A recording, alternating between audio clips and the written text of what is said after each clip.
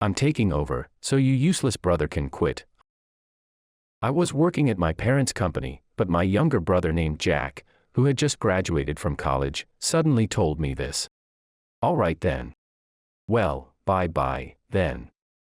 I don't know what will become of you though. Seeing the triumphant look on my brother's face, I burst into laughter. That should be my line. I'm not interested in a failing company. What? After graduating high school, I was working as an employee in my parents' company.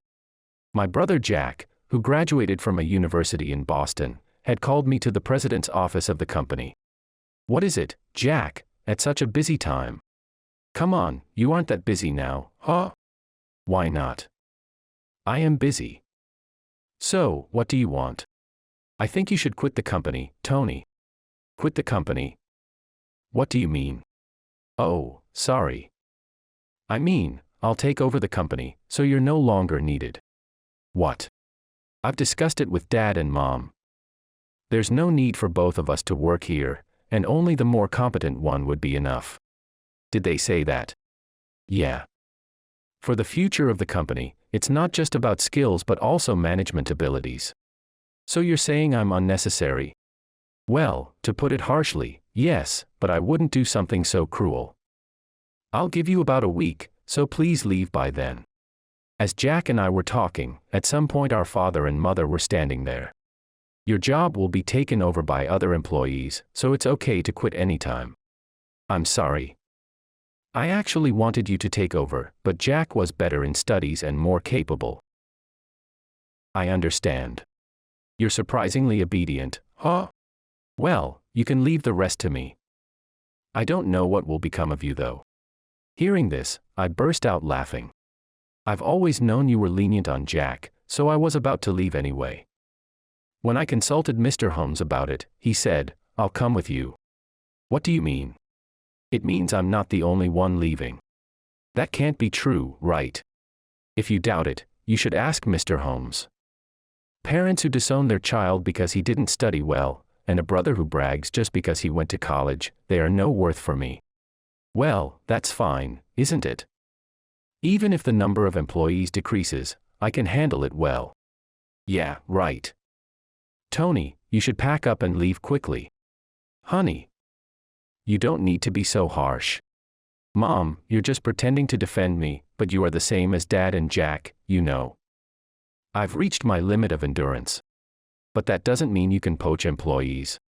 Poach? If Jack can handle it well, you shouldn't worry about that. Working under a president like you who are all talk would be more pitiful for the employees, don't you think? How dare you speak to your own parents like that? I'm only saying this because it's something real parents wouldn't do. Do you even understand what you're trying to do? Still, it's wrong to lash out at Dad. Suddenly, Jack interjected. I've been working seriously up until now, but it's Dad and Mom's whimsical decision to fire me, right? If you think about it normally, isn't it obvious who lacks common sense? Someone who graduated from college but still doesn't understand that should start over from elementary school. Huh? Why is my low-educated high school graduate brother dictating to me?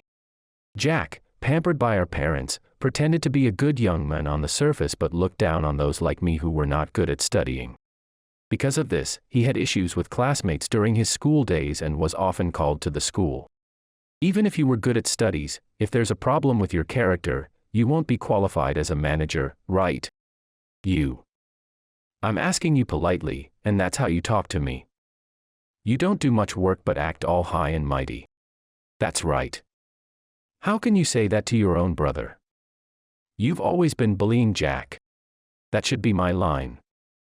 I think Jack's character got twisted because you two spoiled him.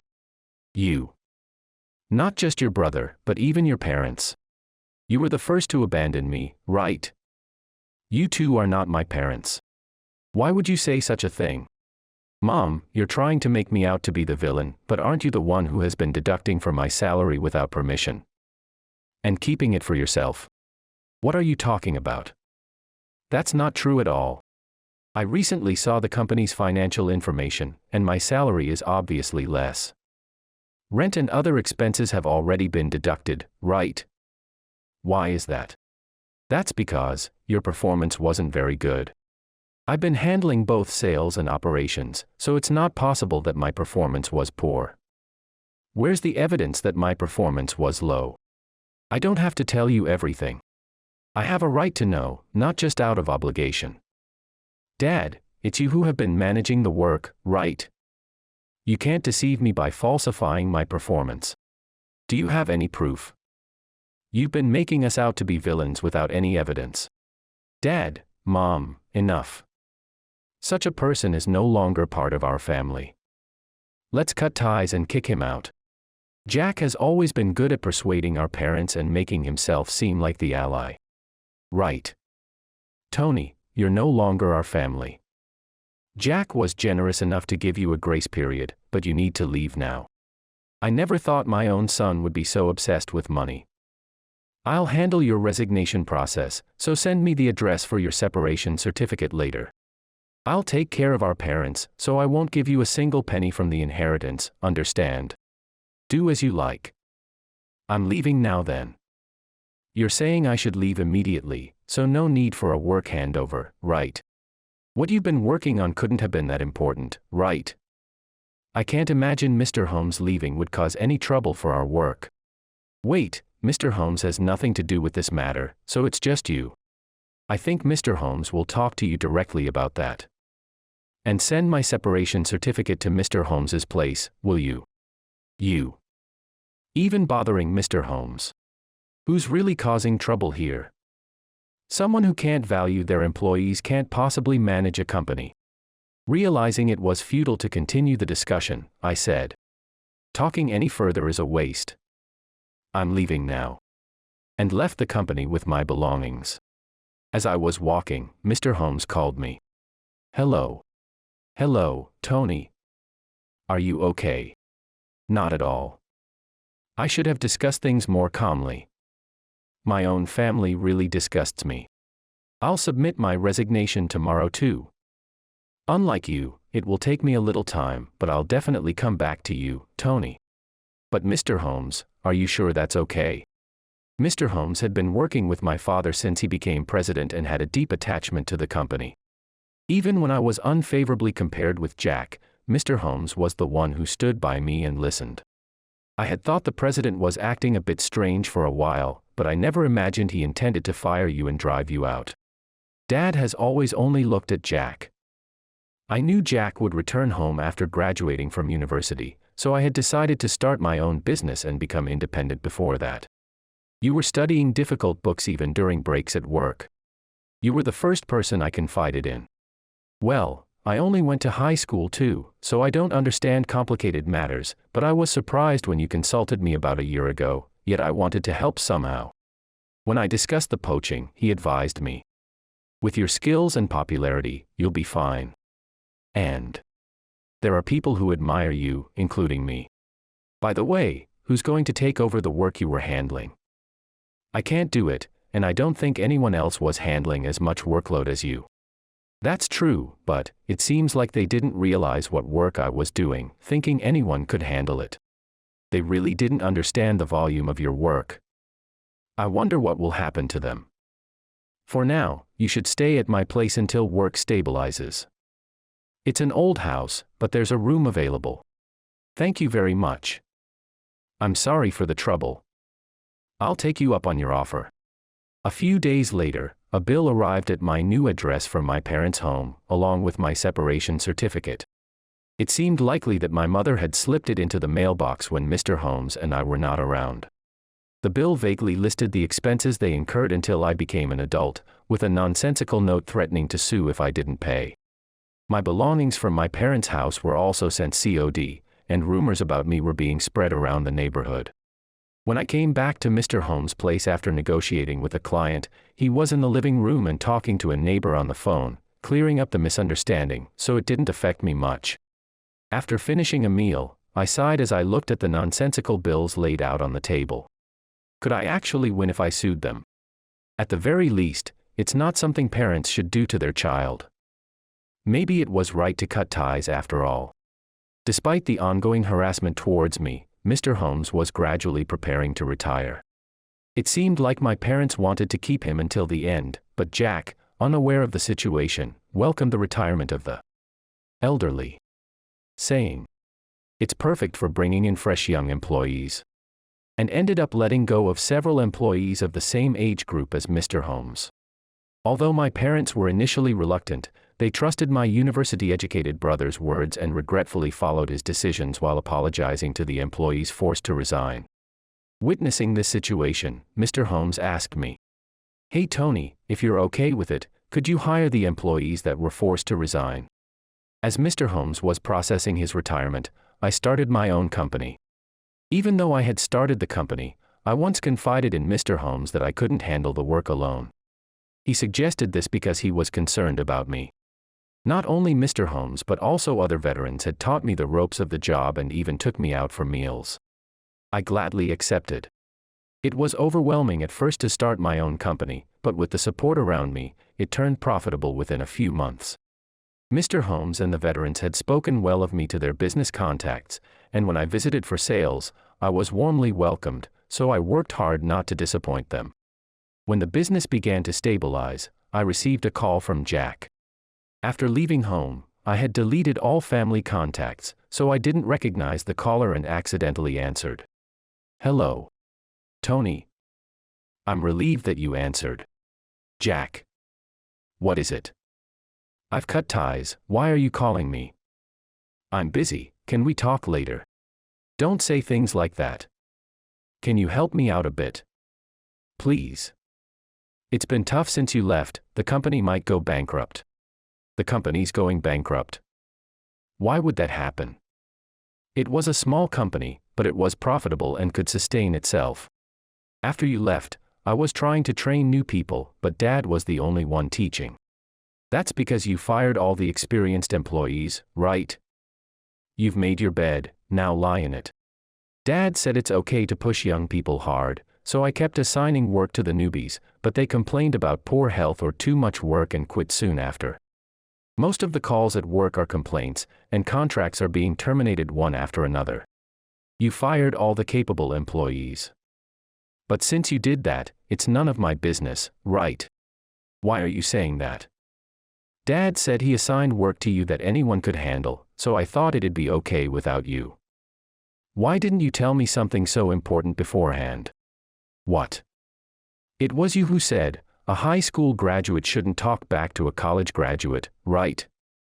Besides, even if I had told you about that, you at that time wouldn't have listened anyway. That is. After kicking me out, you haven't changed, always blaming me or relying on me when things go bad for you. Helping one's brother is one's duty, isn't it? There's no such duty between brothers who don't get along. Being a president is not a position where you can just sit back and not be directed by anyone. After I was forced out, it seemed that my father continued as the president for a while, but I heard from a business partner that he had ceded the position to Jack after being persuaded. Hey, you're a president now too, right? I've heard from business partners that things are going well for you. If we combine our brotherly powers. You keep saying convenient things like, because we're brothers, but do you have no pride? In the end, you're all talk and don't think with your head. What? What would a high school graduate know? On the contrary, why don't you think for yourself even though you're a college graduate? There were companies that specifically came to us because of the high skill level of our employees. Despite that, you fired those employees and replaced them with amateurs. What benefit does that provide to our business partners? Young employees bring energy and can handle a lot of work, right?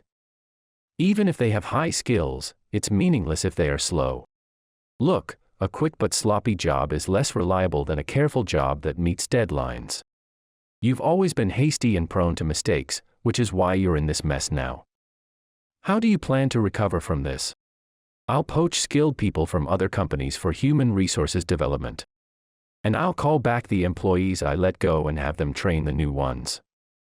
If I promise to raise their salaries more than before, they'll surely come back. I'll teach you something as a brother, Jack. Skilled workers don't follow someone who treats their employees carelessly.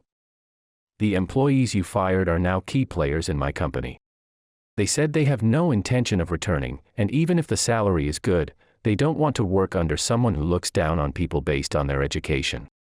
What? So, you poached them before I could? That's not fair. I have no business being called unfair by someone who messed up the company by manipulating our parents. I'm going to hang up now. After hanging up, I relayed the conversation to Mr. Holmes. I see. It's impossible to change his character. I really don't want to be involved anymore. It's scary to think that he might come barging in here. As we were talking, the doorbell rang, giving me an uneasy feeling. It was just before 10 p.m. At such an hour, only my family would be so unreasonable to come unannounced. Struggling with how to respond, Mr. Holmes offered.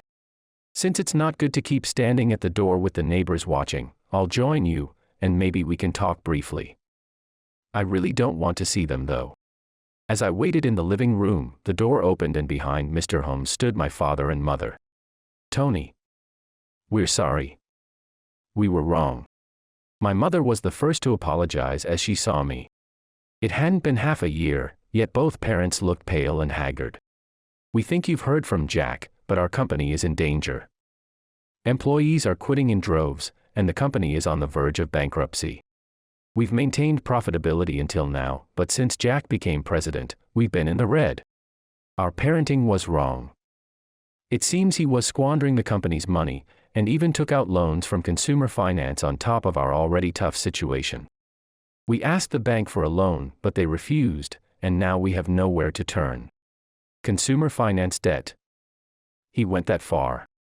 Since you left, the workload has increased as much as the usual work. We've been handling administration and accounting together, but it's beyond our capacity. I'm also overwhelmed with field responses and complaints. Jack can't handle field work at all, so I have to do everything. Tears welled up in my mother's eyes, and my father spoke with a clenched fist and downcast gaze. After listening to my parents, Mr. Holmes spoke on my behalf. So, what brings you here so late at night? It's quite rude to come at this hour. We truly regret it. But we have no time left. No time left. That Jack. He borrowed money from a bad place. Just now, a few men took him away. He wrote our names as guarantors without us knowing. It seems he signed it secretly, and now people like debt collectors are loitering around our house. If this continues, they might take us away too. Tony, we're really sorry for everything up until now. Please, help us.